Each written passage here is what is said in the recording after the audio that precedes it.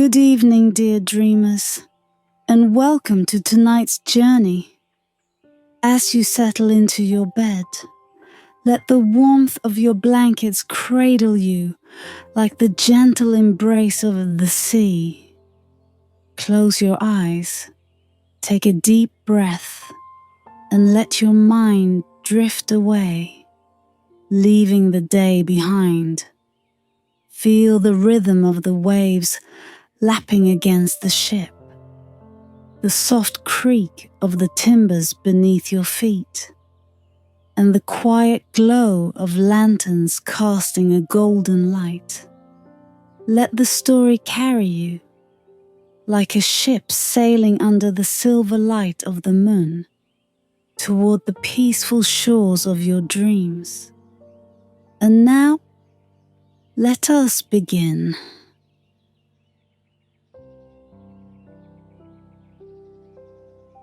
The night hung heavy over the waters, an endless stretch of black shrouded in silence, save for the distant groan of the sea against the shore. Clouds loomed thick and foreboding, casting shadows that moved like spirits over the waves. Lanterns flickered aboard the Black Widow, their golden glow swallowed by the abyss that surrounded the ship, like the last light in a world lost to darkness. Captain Stormwake stood at the bow, her gaze fixed on the horizon. Beneath her hardened exterior, beneath her weather-beaten cloak and gloved hands, she held a quiet hunger, a fierce craving for something beyond riches, beyond gold.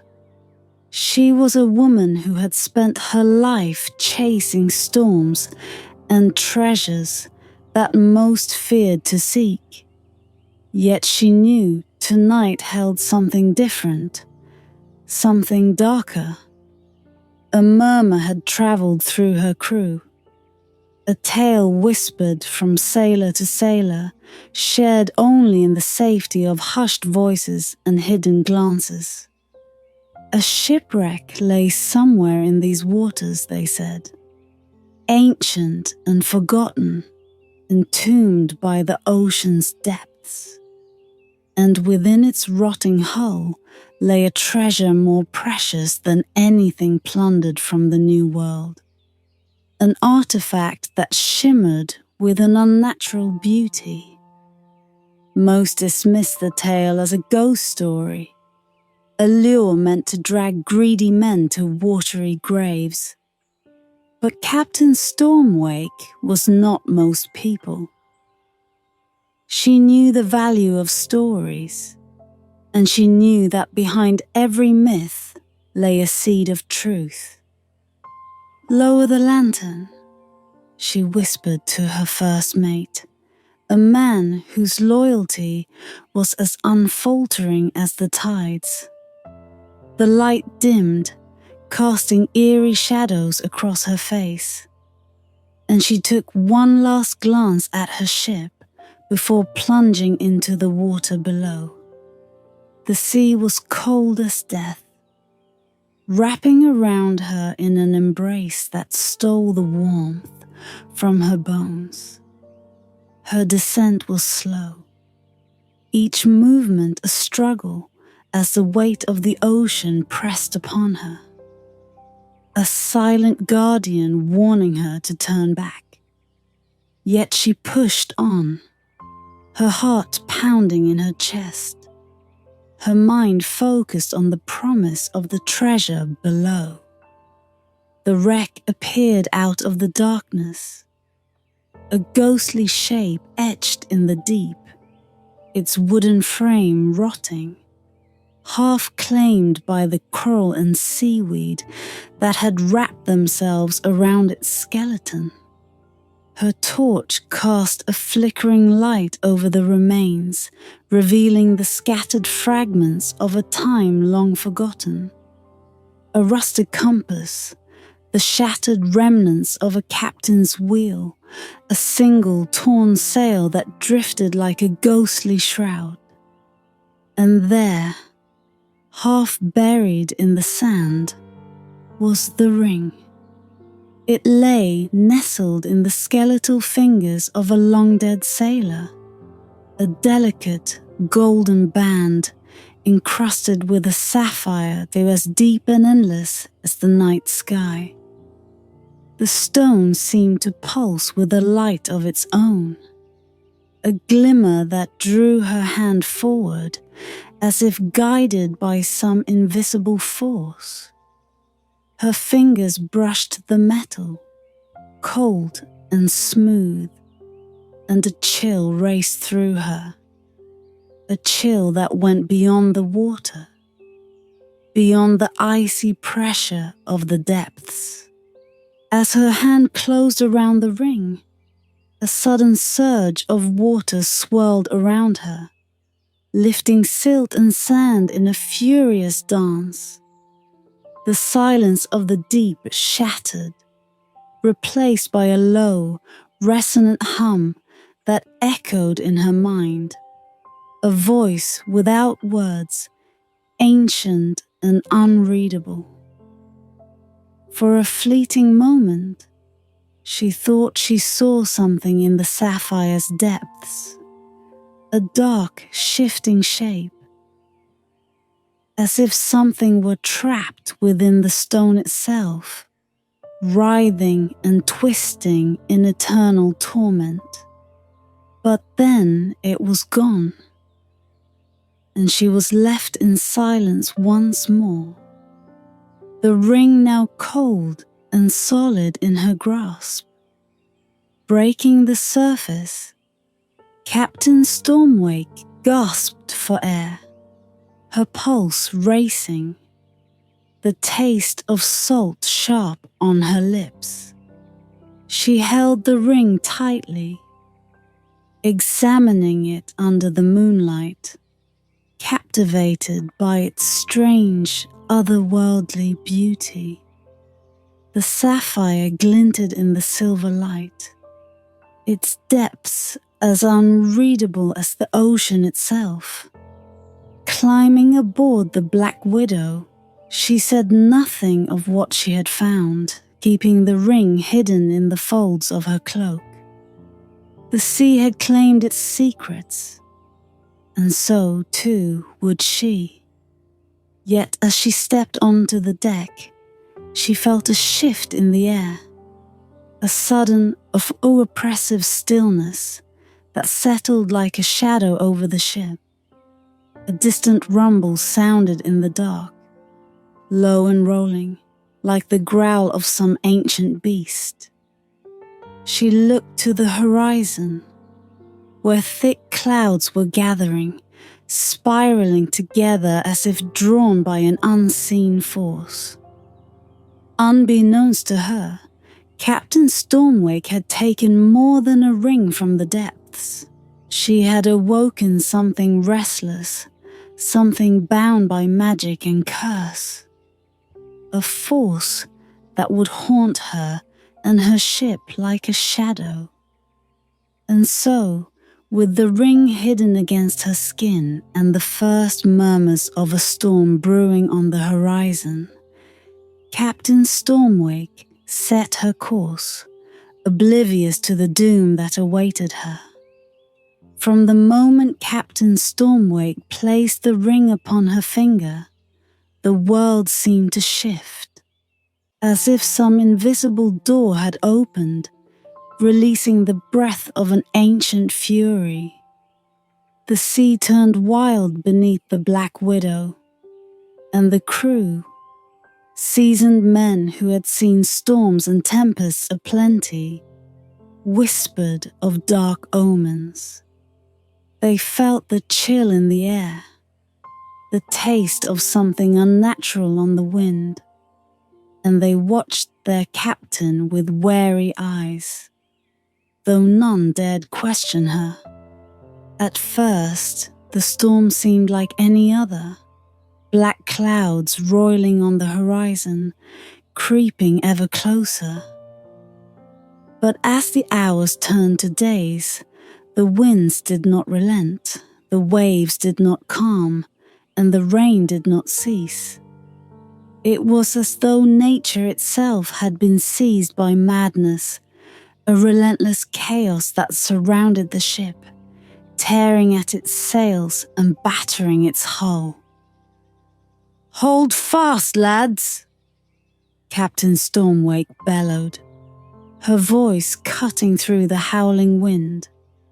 She clutched the helm with white-knuckled hands, her eyes fierce and unyielding. But beneath her defiance, there was a gnawing dread, a whispering voice that reminded her of the ring she now wore. A voice that only grew louder as the storm raged on. For as the ring clung to her finger, it grew hot, a burning brand against her skin that she could not remove. She tried to pull it free, tugging and twisting with all her strength, but the metal seemed fused to her flesh, a bond that could not be broken by force alone. Each attempt left her fingers seared and red, the skin raw and aching, and the ring only grew tighter, as if feeding off her despair.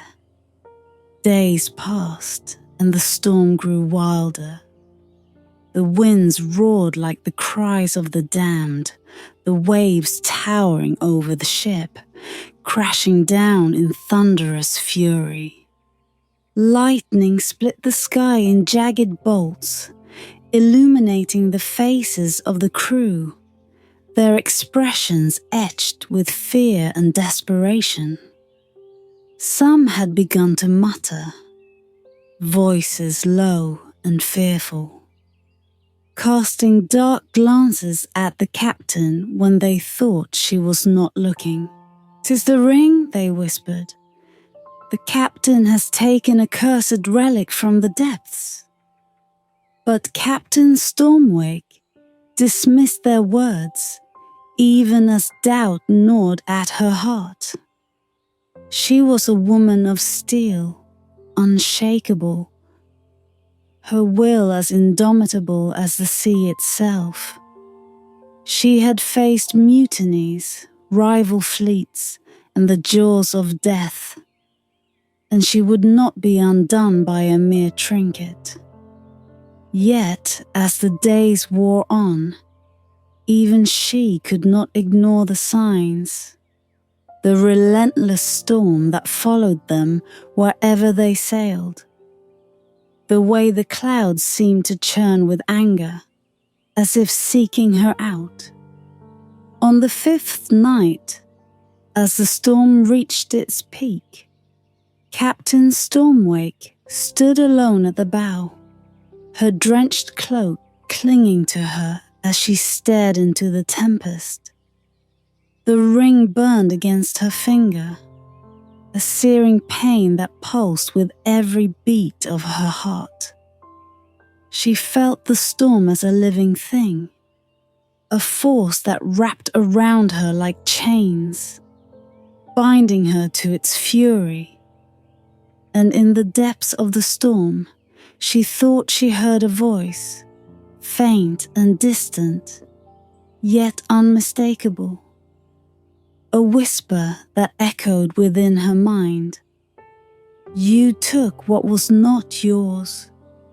You wear the mark of my vengeance."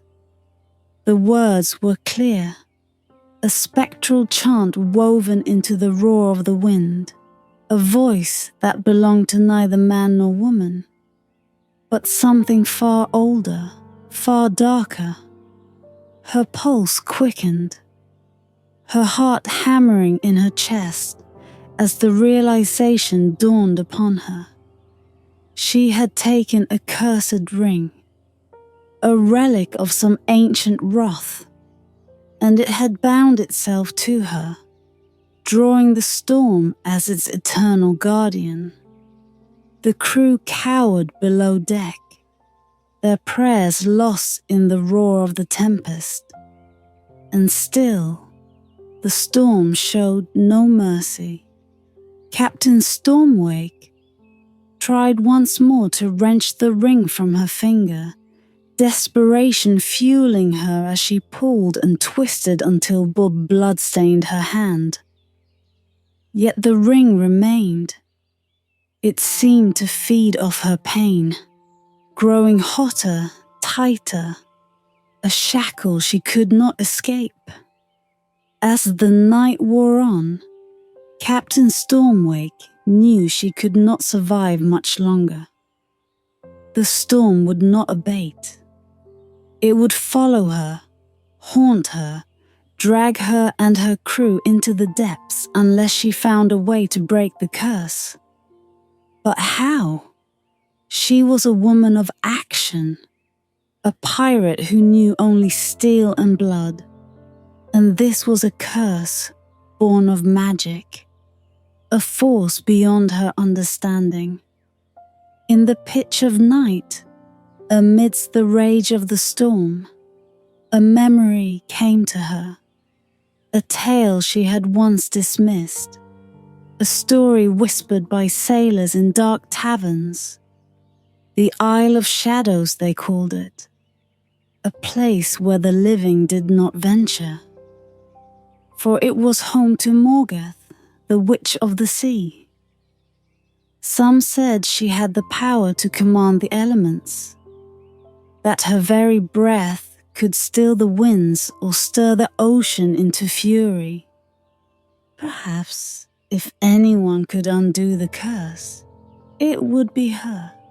The decision made, Captain Stormwake gripped the helm, her eyes narrowing as she looked to the distant horizon, where lightning split the skies and waves towered like giants.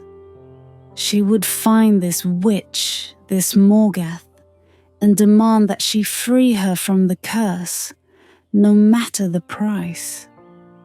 And so, as dawn broke over a storm-lashed sea, Captain Stormwake set her course for the Isle of Shadows, her heart steeled for whatever lay ahead. Little did she know, the witch's price would be unlike any she had ever paid before. Captain Stormwake's journey to the Isle of Shadows was a voyage into a realm where the line between myth and reality blurred like fog on the horizon. She and her crew had sailed through storms, braved curses and whispers, yet none had felt as ominous as this. For days, the storm that plagued them lingered, swirling and churning. But it seemed to guide them, almost as if the ring itself were pulling them toward the witch who had forged it. The sea was unkind, waves swelling like dark giants, rolling beneath the Black Widow as if determined to swallow her whole. The crew grew silent, their courage drained by the storm's unrelenting fury, and a darkness settled over their hearts. No one spoke of the ring, but each man knew it was no ordinary curse that drove them into this endless night. Captain Stormwake held her head high, her eyes steely as she gazed into the distance. But even she could feel the weight of an unseen presence pressing upon her, as if the storm were watching, waiting. On the seventh day, a shape appeared through the mist. The Isle of Shadows, rising from the waves like the bones of some ancient beast. Black cliffs jutted out from the sea, sharp and unwelcoming, veiled in fog that clung to the rocks like ghostly shrouds. No sound reached them but the hollow sigh of the wind, as if the island itself breathed, each exhalation a warning to those who dared approach. The crew hesitated, their fear palpable, but Captain Stormwake's voice cut through the silence. "Lower the anchor and prepare a boat. I'll go ashore alone." Her first mate, a man who had sailed with her through countless battles and bloodshed, took a step forward, his face etched with worry. "Captain, that place, it ain't natural. Let me go with ye." But she shook her head, her gaze fixed and unyielding. "This curse is mine to bear, and I'll face it alone. Keep the ship ready, for I'll not linger on this accursed rock a moment longer than I must." Reluctantly, he stepped back, and she descended into the waiting boat, her cloak drawn tight against the biting wind. She rowed toward the shore, the silence around her deepening with each stroke, until even the waves seemed to still in her presence.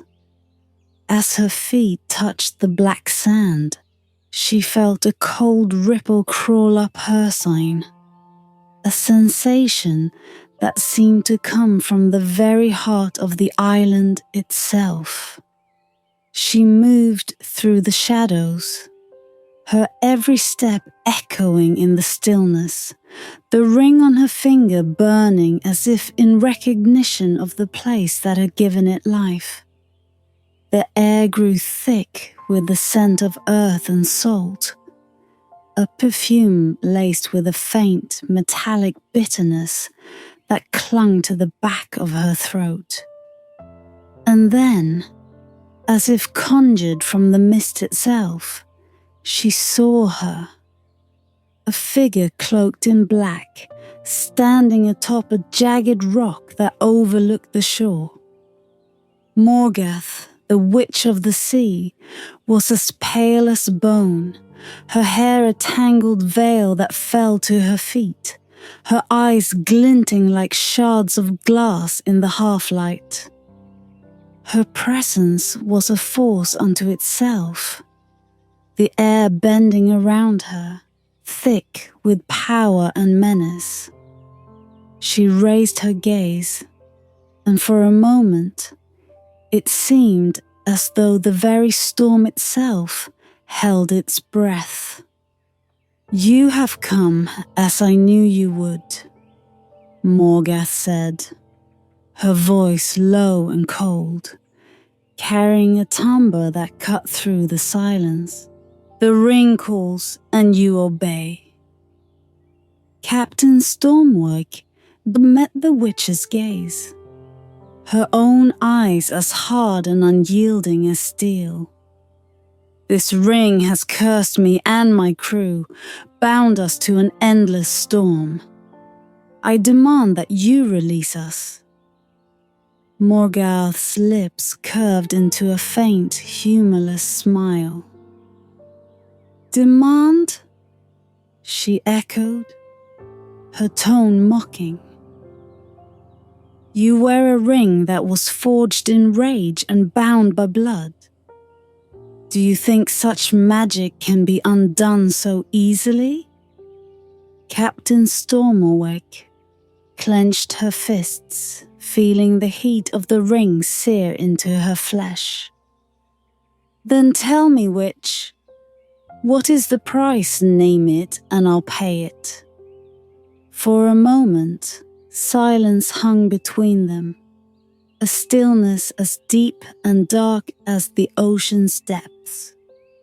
Morgath tilted her head, considering the captain with a gaze that seemed to peel away flesh and bone, seeing into the very core of her being.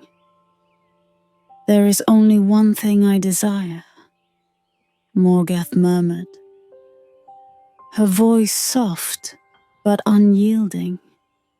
"I seek something that cannot be plundered, something beyond the reach of thieves and murderers. Give me the blade you carry, the sword forged in fire, tempered in blood. A blade that has carved a path through the world, taken countless lives in your name. Captain Stormwake's hand went instinctively to her side, to the sword she had carried through every battle. The blade that had become an extension of her very soul. She felt the weight of it, a familiar presence that had guided her through the darkest of nights. To part with it was to give away a piece of herself, to lose the weapon that had made her who she was. And yet, she knew that without the sword, she would be free. Free from the curse that bound her. Free from the storms that haunted her every step. Her voice was barely a whisper as she spoke. Take it. A flicker of satisfaction crossed Morgath's face, and she extended a hand, her fingers curling around the hilt as if sealing a pact. The witch's eyes gleamed, a cold fire burning within them as she held the sword aloft, its edge glinting in the pale light. The curse is yours no longer, Morgath intoned, her voice a whisper of the storm itself. Go now, and may the sea remember you. With that, she turned and vanished into the mist, taking the sword and the curse into the shadows, leaving Captain Stormwake alone on the shore. And as she returned to her ship, free from the storm's wrath, yet empty-handed, she realized she had left more than a sword on that desolate island. She had left a part of herself, bound forever to the witch who now wielded her blade. The mist swallowed Morgath as she vanished into the shadows, leaving Captain Stormwake alone on the shore, the weight of her sacrifice heavy upon her. She looked down at her hand, where the ring had once burned against her skin. Now only a pale, raw mark left as a reminder of its presence. She should have felt relieved, freed from the storm that had haunted her. Yet a hollow ache had taken root within her chest. The sword, forged in her own blood and fire, had been more than a weapon. It had been her legacy, her claim upon the world. Slowly, she turned back toward the shore, where the Black Widow waited, her silhouette dark against the silver glimmer of the waves. The crew watched her return, their faces taut with fear and uncertainty. They had seen her go ashore with her sword, her constant companion, the very symbol of her power. And now she returned without it. Her first mate, a man as fierce as the sea itself, took a step forward, his eyes scanning her empty belt. Captain, the blade, you gave it to her. Aye, she replied, her voice steady, though she felt the weight of that admission settle over her like lead. It was the price for our freedom. The crew exchanged glances, wary and uneasy. Some murmured under their breath. Others looked away, their gazes drawn to the distant horizon, where the clouds had begun to thin, their edges tinged with the faintest glow of dawn. The storm, relentless and unyielding, was gone. The waves lay still, the winds whispered gently, and an unnatural calm had fallen over the sea, as if the storm had been nothing but a memory. Yet in that quiet, an unspoken question hung between them. What was a captain without her sword? Without the weapon that had carved her path and forged her legend? She knew the answer lay in her own heart, and it was a question that would haunt her long after the sea had forgotten her name. As they set sail, leaving the Isle of Shadows to fade into the distance, Captain Stormwake felt the silence settle over her like a shroud. Days passed, and her crew grew uneasy. Without the storm, without the curse that had bound them, there was only the endless stretch of calm water, a vast emptiness that mirrored the ache in her chest. On the third night, as she stood alone at the helm, she felt the whisper of something cold brush against her skin, a faint, icy sensation that sent a shiver through her bones. She looked around, but there was no one there, only the quiet lapping of the waves against the hull. And yet, as she stared into the darkness, she thought she saw a flicker of movement in the shadows, a shape that wavered and shifted like mist. A voice, soft as a whisper, echoed in her mind, faint and distant yet unmistakable. You have given your sword, but the sea does not forget. Captain Stormwake gripped the helm, her fingers trembling. She recognized the voice. It was the same voice that had spoken to her in the heart of the storm, the voice of the curse itself. Though the ring was gone, its mark lingered, a scar that had not fully healed. She tried to shake the feeling, to dismiss it as a trick of the night, a figment of her own fears. But the voice returned, soft and insistent, like the murmur of the waves against the shore. You have left a piece of yourself behind. The sea remembers, and so do I. As the voice faded, a chill settled over her, and she knew with a certainty that chilled her to the bone, that Morgath's curse was not so easily broken. The sword she had surrendered was not just a weapon. It had carried a part of her, a piece of her very soul, bound to the storms she had conquered and the blood she had shed.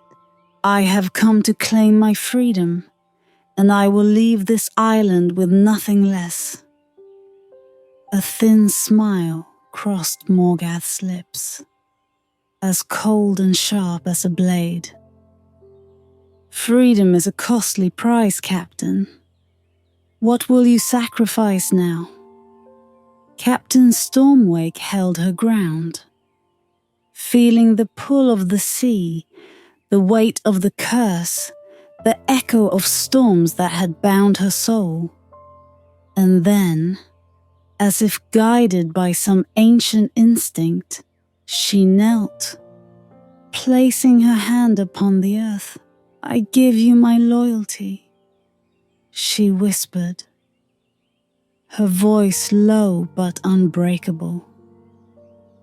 Not to the storms, not to the curse, but to the sea itself.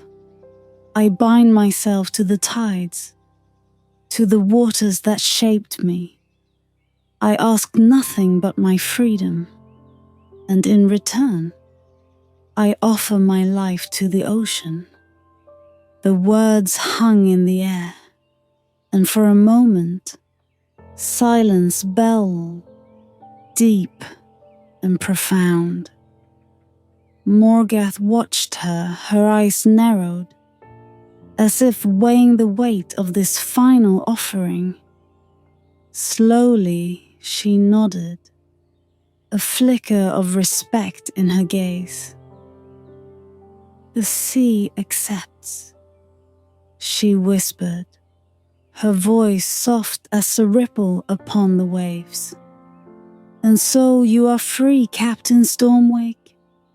You are bound to no storm, no ring, no witch's curse.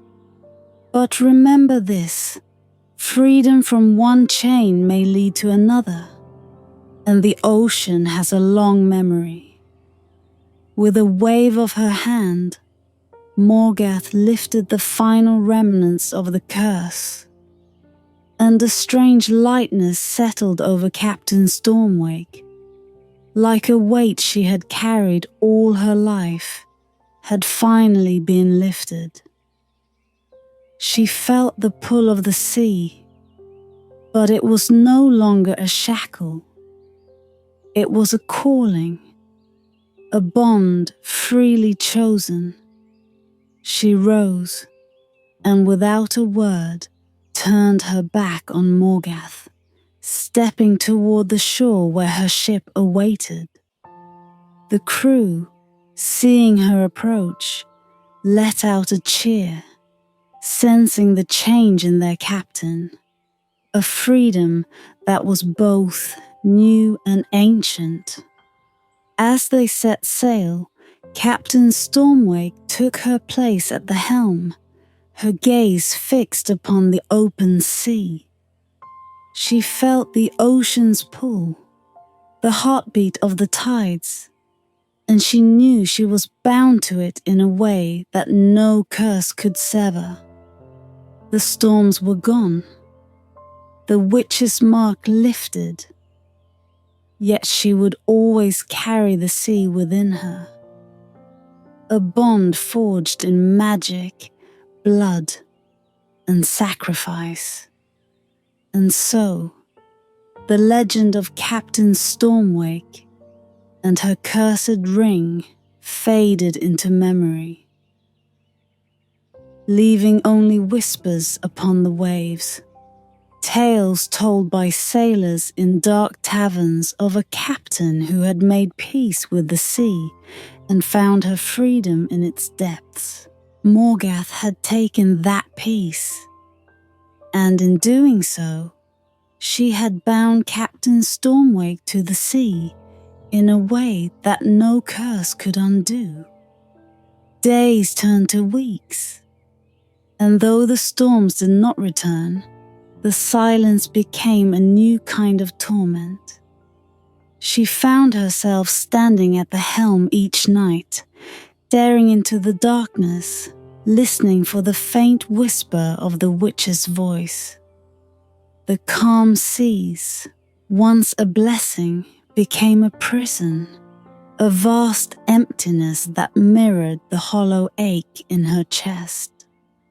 One night, as the moon hung low over the water, she heard it again, a faint, distant hum, a song that rose and fell with the waves, weaving through the stillness like a ghostly melody.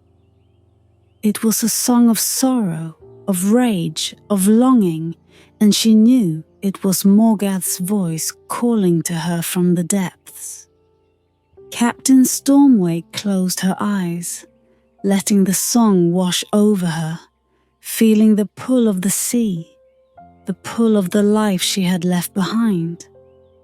She had paid her price, surrendered her sword. Yet the curse had woven itself into her very being, binding her to the storms, to the waves, to the endless, restless sea. As dawn broke over the horizon, she stood at the helm, her gaze fixed upon the distant shore, a faint, haunted smile playing at her lips. She had thought herself free, yet she knew in the quiet of her own heart that she would never truly escape the call of the sea. And so, with the sun rising over the waves, Captain Stormwake sailed on, her path uncertain, her fate bound to the ocean's endless depths, her heart forever haunted by the voice of the witch who had taken her sword and left her soul adrift in the eternal tides. The days after Captain Stormwake's encounter with Morgath drifted by like shadows, each one stretching endlessly, echoing the same haunting silence. The storms were gone, but the price she had paid lingered in every quiet moment, every whisper of the waves. The crew, sensing a strange shift in their captain, spoke in hushed tones, avoiding her gaze as if they feared the remnants of the curse that still clung to her. For she was not as she once was, no longer the fierce, unbreakable Captain Stormwake who had wielded her sword like a queen's scepter. Now she was a woman unarmed, a captain haunted, her soul forever marked by the deal she had made with Morgath. One night, as the moon cast its silver light over the waters, she stood alone at the bow, her eyes searching the horizon, though she could not have said what she sought. It was as if something beyond the world was calling to her, a distant, wordless song that thrummed in her veins. The ring was gone. The storms had ceased, but the sea itself seemed to whisper her name, an echo of something unresolved, a ghost that refused to rest. In the quiet, she heard it, the faintest sound, like a sigh carried on the wind, voice that rose from the depths of her memory, as familiar as her own heartbeat. The sea remembers, and so do I. The words wrapped around her, filling her with a strange, unsettling warmth. A reminder that her debt was not yet paid, that the curse was not truly broken. Morgath had taken her sword, but she had left Captain Stormwake bound to the ocean's will, tethered to the tides by an unseen chain. In that moment, Captain Stormwake understood what must be done. Her freedom would not be found on land, nor in the treasures of plundered ships. She had traded a piece of her soul to the witch, bound her fate to the whims of the sea, and there would be no peace for her until she confronted Morgath one final time. As dawn broke over the horizon, she gave orders to change course, setting her sights once more on the Isle of Shadows. Her crew, though weary and fearful, obeyed, their loyalty unbroken despite the strangeness that clung to their captain. They, too, sensed that something powerful and inevitable drove her now. A force that neither steel nor mutiny could deter. The journey to the isle felt like a passage through a dream, a world outside of time. The sea was eerily calm, as if it too waited for the resolution of their fate. When they finally reached the shores of the isle, the same mist lay thick over the rocks, and a quietness hung in the air, dense and watchful. This time, there was no fear in Captain Stormwake's heart, only a steady, quiet resolve. She stepped onto the shore alone, her steps unhesitating as she made her way through the fog. There, amidst the shadows and silence, Morgath appeared once more, her dark form silhouetted against the pale light of the dawn. The witch's gaze held a flicker of surprise, but her expression remained inscrutable, as if she had been waiting all along. "You have returned," Morgath murmured, her voice carrying the weight of ancient storms. "And yet, you have nothing left to offer. The sea holds you now, Captain, for I have taken what was yours." Captain Stormwake met the witch's gaze, her own eyes fierce and unyielding. "You may have taken my sword, Morgath, but you have not taken my spirit."